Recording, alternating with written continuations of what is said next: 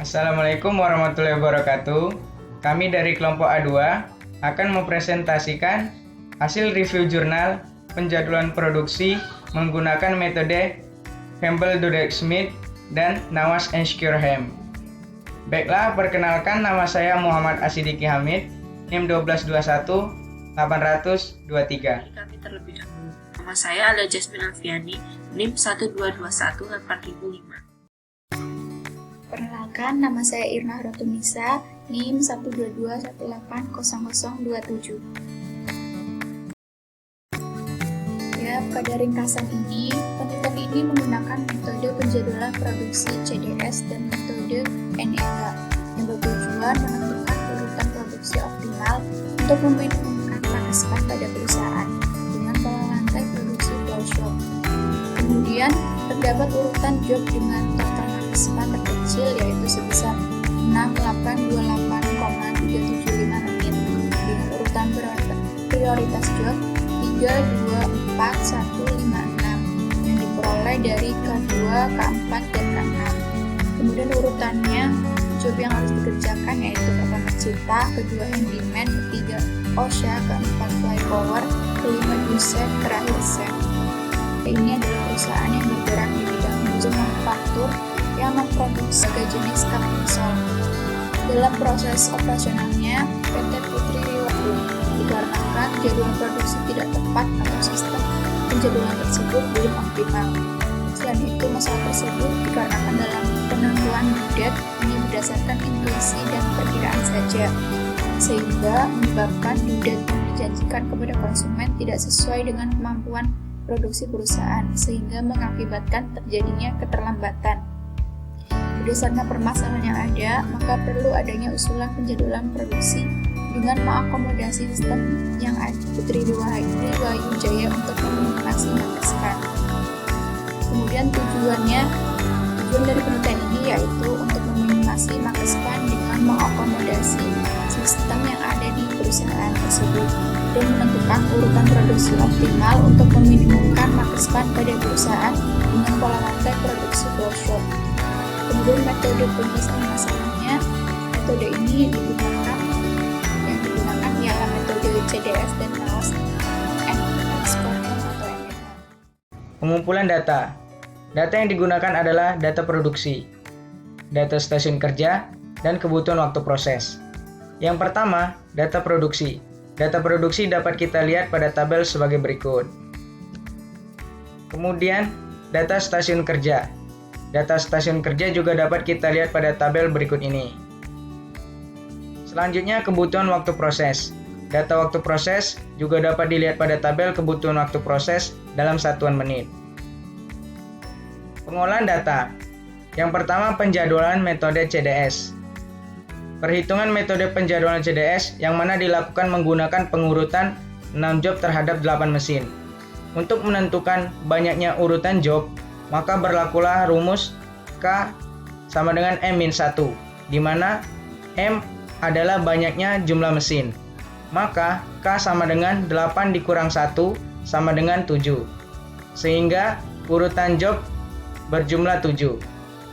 Kemudian penentuan urutan dan perhitungan CDS K sama dengan 1 yang dapat kita lihat pada tabel berikut ini. TM1 sama dengan mesin 1. TM8 sama dengan mesin 8. Data dari tabel berikut ini diperoleh dari tabel waktu proses yang sebelumnya.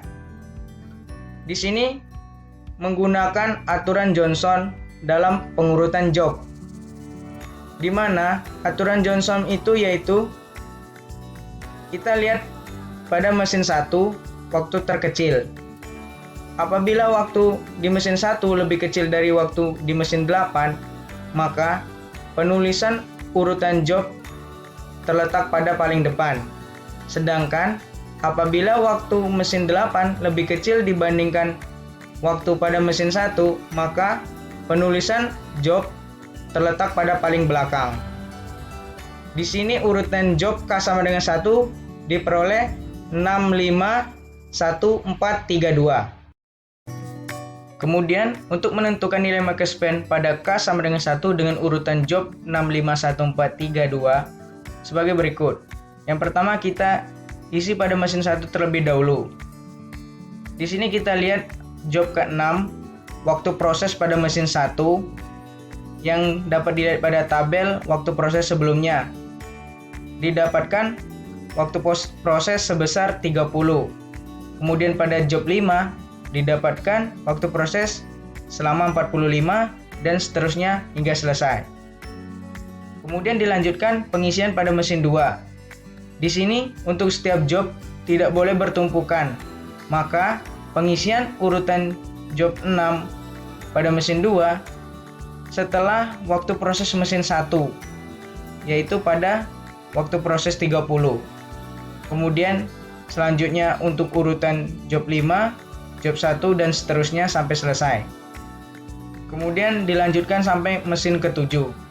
Setelah selesai semuanya, maka didapatkan nilai market span sebesar 8.298,5 menit. Selanjutnya, penentuan urutan dan perhitungan CDS pada K sama dengan 2. Untuk mencari urutan job dan nilai market span pada K sama dengan 2, sebenarnya hampir sama seperti pada K sama dengan 1. Hanya saja yang membedakan data waktu prosesnya saja. Maka, didapatkan urutan berdasarkan aturan Johnson, yaitu 3, 2, 4, 1, 5, 6, dan nilai market span sebesar 6.828,375 menit. Selanjutnya, mencari K3, K4, K5, K6, dan K7, seperti sebelumnya. Berikut ini merupakan hasil ringkasan dari urutan K1 sampai K7 yang dapat kita lihat pada tabel berikut ini.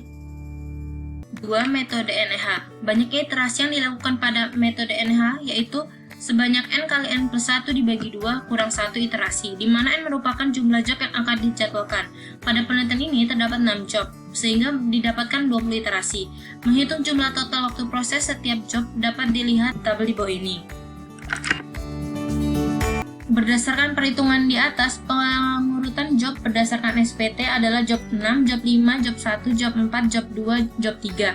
Mencoba dua urutan pertama dari aturan SPT yang telah dihitung dan dipilih max span terkecil, maka urutan tersebut akan digunakan sebagai acuan untuk perhitungan berikutnya.